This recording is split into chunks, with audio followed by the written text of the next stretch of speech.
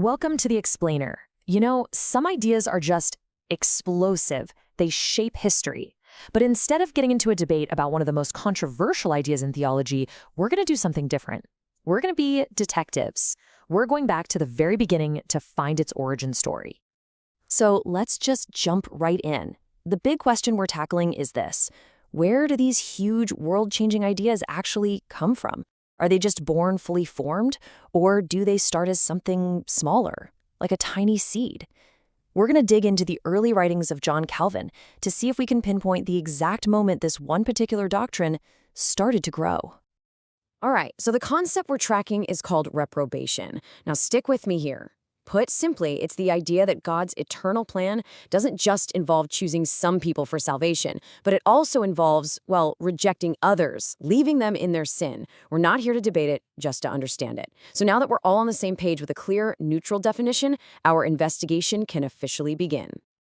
Okay, our first clue. It takes us all the way back to 1536. We're looking at Calvin's very first major work, a book called The Institutes of the Christian Religion. And this is where we find the first breadcrumbs, the first hints of this idea. Now, if you were to pick up this first edition, you wouldn't find a chapter called reprobation. It's not spelled out like that at all. But, and this is key, the source we're looking at calls it embryonic. Think about that. All the necessary parts, like the doctrinal DNA, were already there. It's like a seed just waiting in the soil, ready to sprout. So what does an embryonic doctrine even look like? Well, our source breaks it down for us into three core pieces that Calvin had in his writing from the get-go. First, God is actively involved. Second, there are certain signs you can see. And third, and this is a big one, humans are still responsible. Let's take a look at each of these one by one. First up, divine activity. Check out this quote. Calvin isn't saying that God just sort of stands back and permits some people to fall away. No, he's saying that both the choosing and the condemning are part of God's eternal plan. That's way more than just passive permission, right? It implies God is actively involved in both sides of the coin.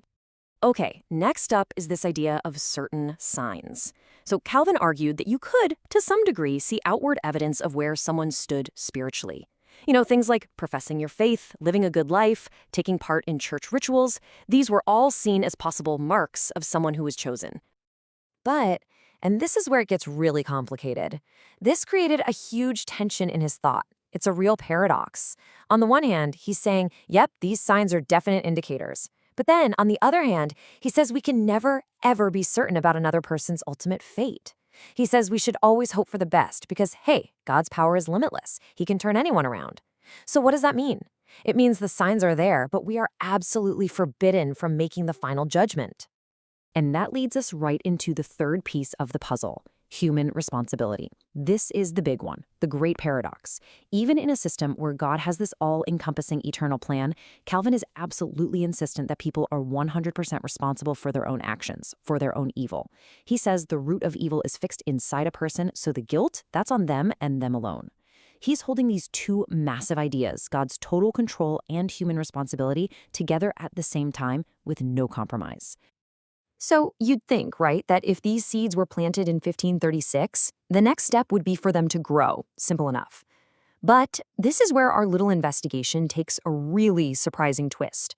Because in Calvin's very next major piece of writing, the idea just disappears. Poof, it's gone.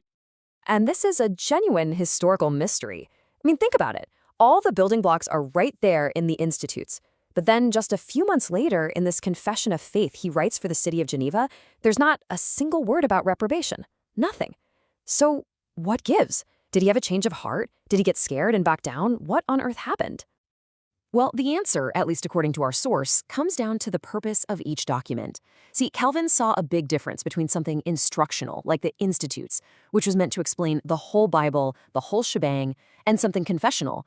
A confession is about what you believe to be saved. It's what you stand up and, well, confess. And you confess your faith in God choosing you, because that's the good news of salvation.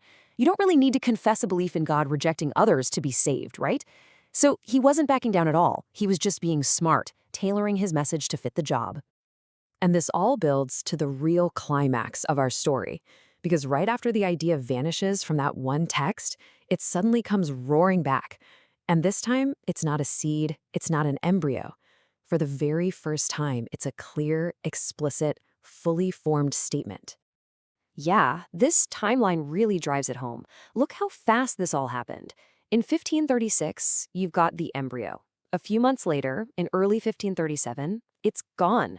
And then, bam, April 1537, in a totally different document, it's there, clear as day. This whole evolution happened in roughly 1 year. That's incredible. The key piece of evidence here is a text called the Instruction and Confession of Faith. This is the breakthrough moment. And what's wild is it's not in some huge, dense book like the Institutes. It's in a shorter, practical teaching guide. And it's here, for the very first time, that Calvin formally lays out double predestination, both the choosing and the rejecting, as its own distinct point. So what caused this sudden clarity? What was the catalyst? It wasn't some abstract ivory tower question. No, it was a real-world practical problem. He was a young pastor in Geneva, right? And he's preaching his heart out, and he sees that some people totally get it and believe, and others just don't. They reject it. He had to have an answer. Why was this happening? And this was his answer. He came to the conclusion that the ultimate difference couldn't be something inside the people themselves. It had to go back further, to something deeper, all the way back to God's eternal plan. As he puts it, the seed of the Word of God only really grows and produces fruit in the people that the Lord chose from the very beginning. And you can see why this framework was so powerful for him. It solved a bunch of problems all at once. It kept God completely in control, it still held humans responsible for whether they believed or not, and it gave him a theological reason for what he was seeing with his own eyes in church every single week. But wait, there's one more massive development here in this 1537 text. For the first time, Calvin connects both sides of the coin, the choosing and the rejecting, to one single ultimate purpose, the glory of God. He says the chosen are vessels of his mercy, and the rejected are vessels of his wrath, but that both, in their own way, provide a reason to proclaim God's glory. That was a huge step in this idea's development. Okay, so let's bring it all home. We followed the trail of this idea from just a tiny hint, an embryo, all the way to a fully formed doctrine, and it all happened in about a year. So what does this whole journey really tell us? The big takeaway here is this idea of progressive development. It's not that Calvin was changing his mind or contradicting himself, not at all.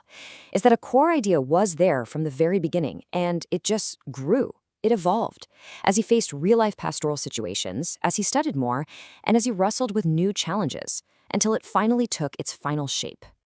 And this really just sums up the whole story perfectly, doesn't it? What started as this buried, implicit, embryonic idea back in 1536, well, it became a clear, explicit doctrine just 1 year later. The basic principle that God has an eternal plan, that part never changed. That was fixed. What developed was the system around it, and it grew because it had to answer real questions from the real world. And that kind of leaves us with one last big question to chew on, and it goes way beyond just theology. Think about it. How many of the great ideas that shaped our world, whether in science or philosophy or even art, how many of them started out not as some grand theory, but as a simple, maybe even overlooked little seed?